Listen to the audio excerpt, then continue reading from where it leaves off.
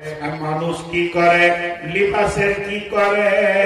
সব থেকে বেশি মানুষ নিজের লিবাসের যত্ন করে।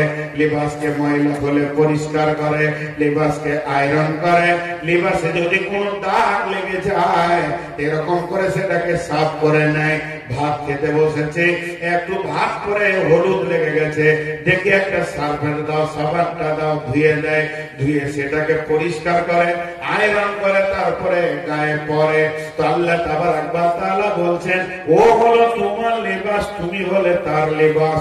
ও তোমার যত্ন করবে, তুমি তার যত্ন করবে। যদি তোমার বিবির মাথা ব্যথা হয়, মাথাটা একটু দেবে, পায়ে ব্যথা হয়েছে পায়ে দেবে। তেমনি স্বামীর যদি কোনো মাথা ব্যথা হয়, পায়ে ব্যথা হয়, তো তুমি তার খেয়াল রাখবে, ও তোমার খেয়াল রাখবে।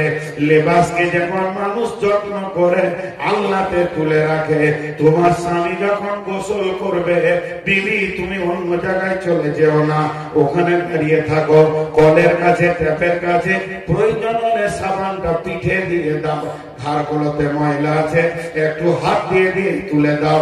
যেহেতু এটা তোমার লিবাস, তুমি ওকে পরিষ্কার পরিচ্ছন্ন করো। তেমনি স্বামীকে বলছে, তোমার বিবি বাথরুমে গোসল করতে ঢুকেছে, তুমিও পানি যেও না, তার পিঠে সাবানটা দিয়ে দাও।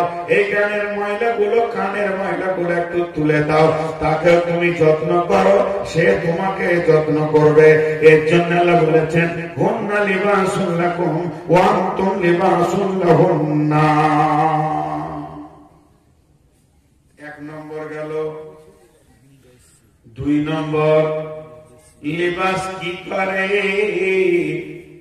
লিবাস মানুষের ইজ্জতকে ঢেকে রাখে।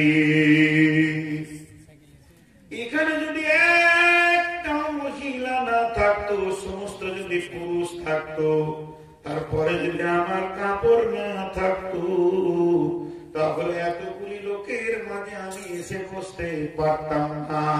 তাহলে এতগুলি লোকের মাঝে আমাকে বসিয়েছে কে? না আমার বিবি। এটা আমার বিবি, এইটা আমার বিবি, গেঞ্জি আমার বিবি, লুঙ্গি আমার বিবি। তাহলে আমার বিবি আমার ইজ্জতকে ঢেকে রেখেছে। আমার বিবিকে যদি এনে মেয়েদের মাঝে ছেড়ে দেওয়া হয়, আর শরীরের কাপড়গুলো যদি টেনে নেওয়া হয়, যদিও সব মেয়ে, সেও লজ্জায় থাকতে পারবে না। তাহলে তার গায়ে যে কাপড়গুলো চড়ানো আছে, ওগুলো